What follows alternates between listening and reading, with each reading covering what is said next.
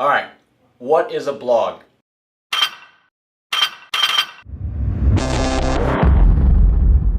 So, real brief in about a 30-second overview. First off, it's content. You've heard, content marketing. I've talked about it, but this is content in the form of like a news article or a story that you're writing. And then the way that it's written is it's about various topics, but the three main ones that you want to focus on in your contracting company are, first off, FAQs, second off, project profiles that you've done, and third, I put top XX, meaning the number of ideas for something. If you want to learn more about this stuff, just keep watching. So, first off, content news.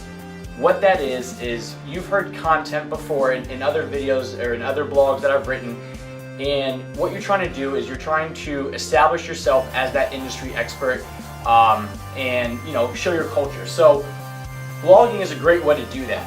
Now, it's not always the easiest to actually write yourself, but when you pick a blog and you write all about it, there's tons of benefits to it, because first off, you're showcasing who you are in written form, and secondly, Google will actually show these blogs. Alright, there'll be another video that I'll do that'll be all about the benefits of blogging, but just real briefly, this is your time to shine in written words, plus it's good for Google. Now, some of the topics that people like to talk about and what I've grown companies with is blogging on these three topics. First off, FAQ.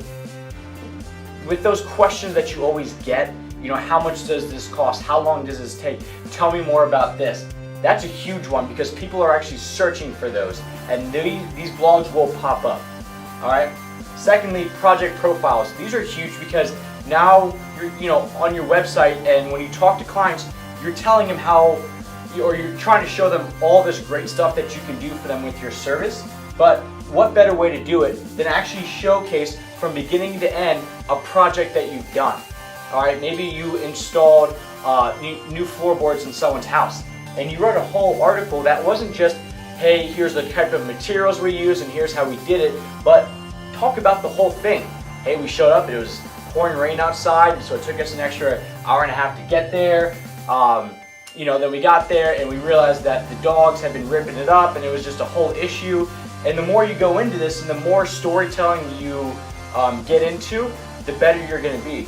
Think about like in a movie. I mean, there's a beginning, middle, and end. And if you do that with a blog and you get people hooked into your writing, well, they're going to trust you and they're going to want to be part of your story.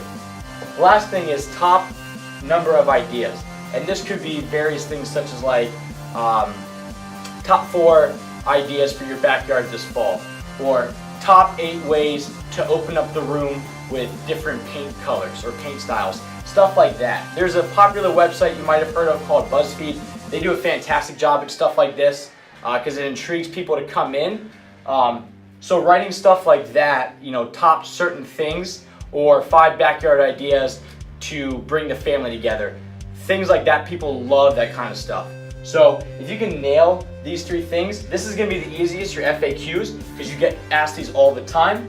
Project profiles are next because you get to almost brag about what you've done at someone's home. And last, the ideas or reasons to do something. And it always has to be kind of tied into a number.